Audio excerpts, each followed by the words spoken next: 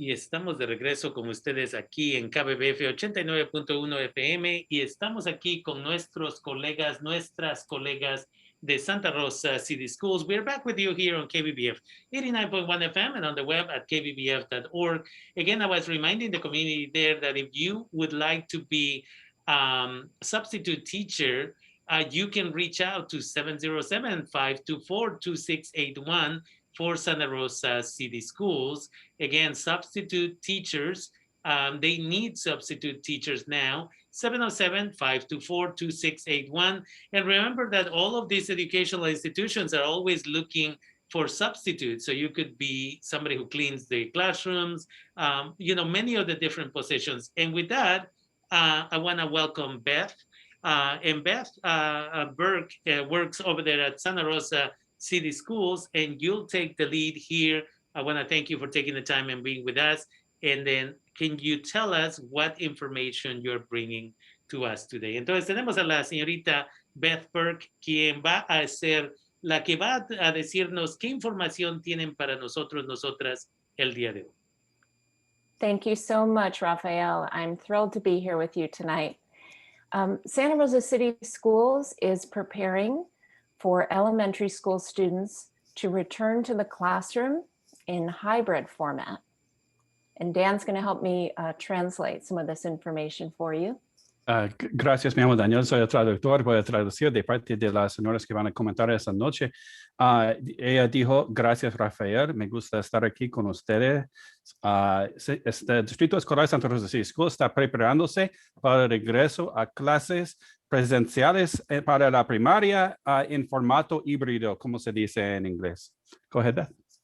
Sure. So just so parents know, we're preparing now our school board approved returning to elementary schools for 2 days a week in hybrid, and then the rest of the week in distance learning, beginning April 1st for the elementary schools and the kindergarten through 6th grade charter schools.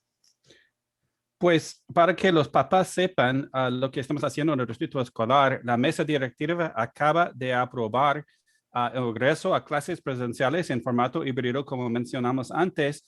Eso quiere decir 2 días a la semana a la escuela en persona y 2 días adicionales participando o continuando con aprendizaje a distancia, como hicimos en el pasado. La mesa directiva ha aprobado la fecha para este regreso a partir del 1 de abril para los grados K6. So we're going to have group A and B, and I have a couple of other guests from the school district to talk a little bit about what it's going to be like at the elementary schools.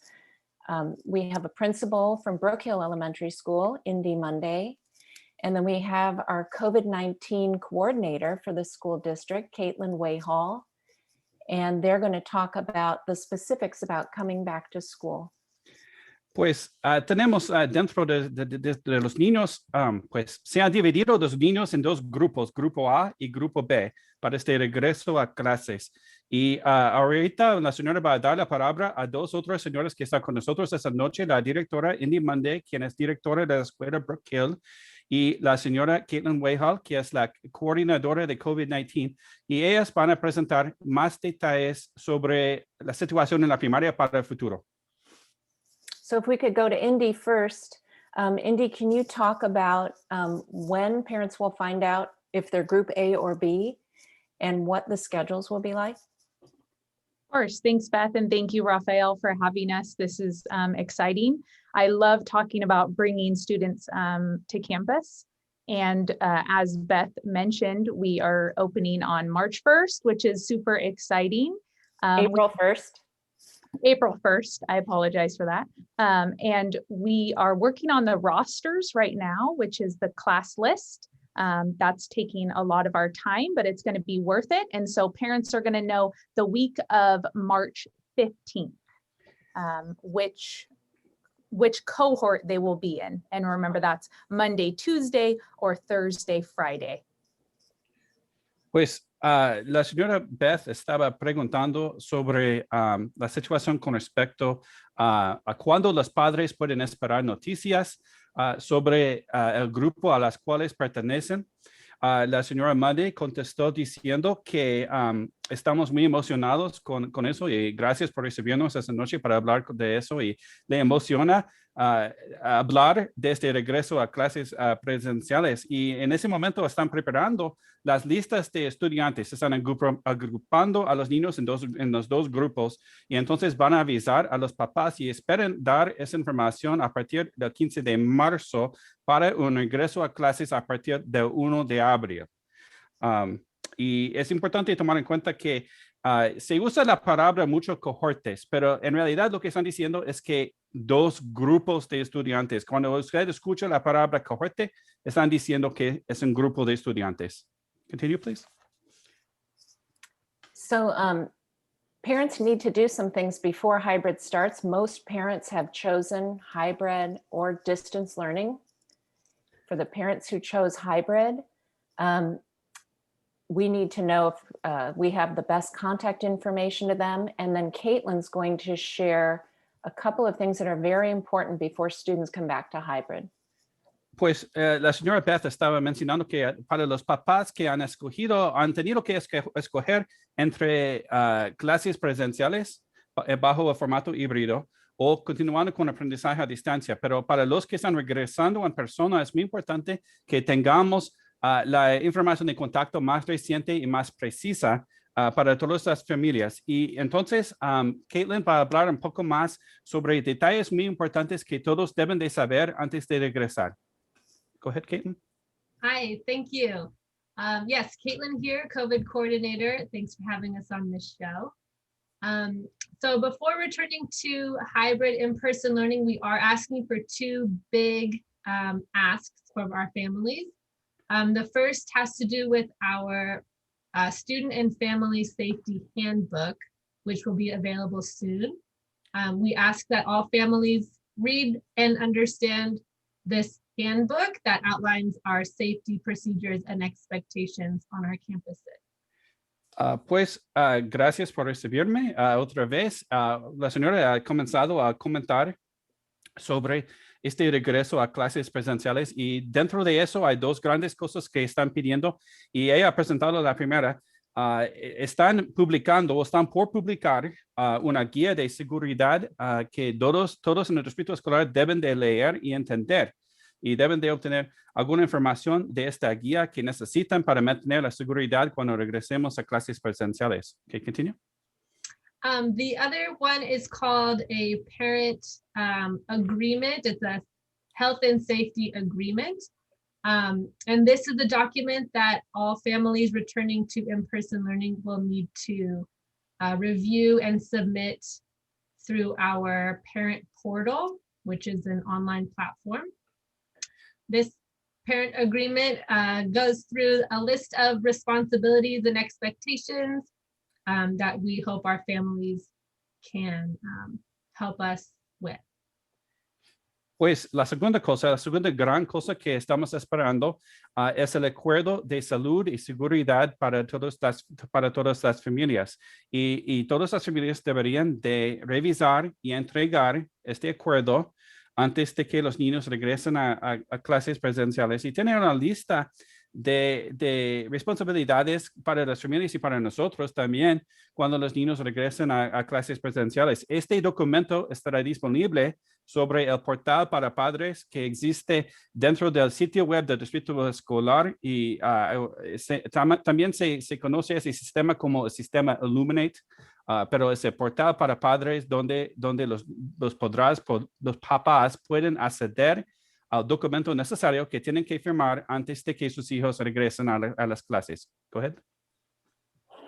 So Indy, could you tell parents what they should do if they're not familiar with the parent portal since you're a principal at a school? What do you tell your parents? Of course. And we've been working with our parents for many months on getting on their parent portal. And so one thing that I love about Brook Hill is they're getting used to calling us in the main office. So I encourage all parents to please call their main office. All of our classified staff and our teachers are working so hard to help all families. So if you can't get into your portal, maybe you don't know what it is or you need your password, please just reach out to us. We're so eager to help and we'll do anything to make it so that we're all ready by April 1st. Pues la señora Beth estaba pidiendo si la señora Indy pudiera comentar un poco más sobre este acceso para papás que está disponible sobre el sitio web que se llama Portal para Padres. Y la señora Indy contestó diciendo que a ella le encanta que ahorita en la escuela Brook Hill, donde es directora, que los papás están acostumbrándose a usar este portal para papás y que están llamando con frecuencia a la oficina cuando necesitan ayuda. Y por eso, pues la gente en la oficina y los maestros están trabajando tan duro para ayudar a los papás a acceder a información por medio de este sistema. Y si usted necesita ayuda o si usted no conoce ese sistema o no sabe nada sobre este asunto, pues por favor que llame a la oficina principal de su escuela y la gente ahí está dispuesta a ayudar a todos los papás que necesitan ayuda para poder acceder a la información sobre sus hijos cuando están inscritos en las escuelas. And Beth, one of our listeners just sent a quick message here, and it says, it's in Spanish, but I'll translate it, and it says, is the school going to make it mandatory, or the district going to make it mandatory, that all faculty and staff who are going to be working at the schools be vaccinated for COVID-19 prior to all students coming back to school, as that would make it more likely that parents later on would themselves feel more comfortable sending their children to school. So the question is, will this school district make it mandatory for all faculty and staff to be able to get vaccinated? Well, I think Caitlin is our expert on this, but I will say that the county health department has said because it is an emergency vaccine, it can't be mandatory. But Caitlin has been working, and I know our superintendent was working very hard over the weekend to get more vaccines available. Caitlin, would you like to talk about that? Sure. One second. I need to ask the question in Spanish so that when Dan gives the answer, he can respond to that. Entonces nos llegó un mensaje rápidamente de uno de nuestros radioescuchas y dice, ¿por qué no lo hace mandatoria la vacuna contra el COVID-19 el distrito para toda facultad y empleados, empleadas del distrito, y así brindar a los padres una mayor confianza de mandar a sus niños o niñas a las escuelas para que no sean transportadores del virus? Pues la señora Beth contestó diciendo que aunque Caitlin realmente es la especialista que tenemos en este distrito escolar sobre este asunto, ella contestó, la señora Beth contestó diciendo que la Oficina de Salud del Condado de Sonoma nos ha dicho que es una vacuna de emergencia y debido a eso no podemos exigir que todos tomen la vacuna inmediatamente. Pero también mencionó que la superintendente del distrito escolar ha trabajado muy duro durante el fin de semana pasado para conseguir más vacunas para el personal de las escuelas. Y la señora Caitlin está por dar más detalles sobre el estado de vacunas en las escuelas en el distrito escolar. So to add to what Beth was saying, it is true that we've been working very hard, and I'll say Dr. Kitamura has been working very hard to try and secure additional vaccine opportunities for our employees. We're kind of in a situation where we are attempting to get a vaccine where it's available. So I know that Sonoma County Office of Ed is rolling out some second doses. I know that My Turn, is it called My Turn, California? I know our district has been offered the opportunity to schedule appointments when their drive-through vaccine center down in Oakland, or it's kind of a gamble to see where you can schedule your appointment, but we're trying very hard to make the opportunities available to our employees. Pues la señora Caitlin contestó diciendo que sí, la doctora Kitamura ha trabajado muy duro para ofrecer más oportunidades para nuestro personal para ser vacunados y sé que pues la situación en la cual estamos ahorita Las vacunas, es una búsqueda de vacunas. Hay no hay suficientes vacunas para todos. Tienen que buscarlos en varios lugares. Por ejemplo, la oficina de SCO está preparando una segunda dosis para ciertas personas y en ciertos lugares, por ejemplo, la gente tiene que manejar a Oakland en el carro y pueden recibir la vacuna cuando están en el carro. Y es un poco al azar en ese momento porque las vacunas están donde están y tenemos que actuar conforme a la disponibilidad de vacunas, pero estamos tratando de crear el máximo número de oportunidades para toda la gente en este distrito escolar. Good. Is there anything else? I'm excited that the schools are going to start opening up. I have to be, honest with the question that just came in again in regards to, what is the likelihood that a child may end up transmitting the virus because a faculty member or an administrator or somebody else in the school chooses perhaps to not get vaccinated. But other than that, again, for children, the level of anxiety and depression, the lack of socializing that has been happening is really destroying the morale of children, adults, everybody, of course. It's interesting because for the Latinx community specifically, again, this is where we get away. Sometimes this is where we are in a healthy space with our teachers, who often are not just teachers, but they are our social workers or moms or second moms or second dads, so on and so forth. And so getting back in the classroom is essential. And again, I do hope that all of the school personnel, in fact, can get vaccinated as soon as possible. And if given the opportunity to choose to do so, because for the Latinx community, and I've been saying this for a while now, many of our people do not trust the vaccine and do not trust the government because of the horrible experiences that they have gone through at the hands of either their government at their home country or, unfortunately, the United States using people of color for research in the past. But knowing that my teacher got vaccinated, those children can bring that positivity to the home, so that then the parents, when they get the opportunity, they'll get vaccinated. But other than that, I'm wishing you the best, and please keep coming back. Give us updates on what's going on.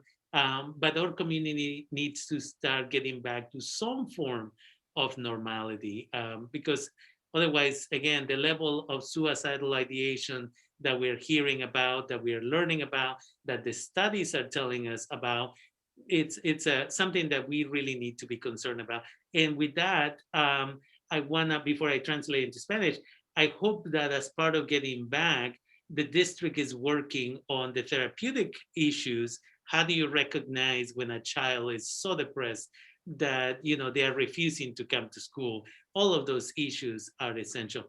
Entonces, quiero agradecerles a ustedes por tomarse el tiempo y estar con nosotros, nosotras.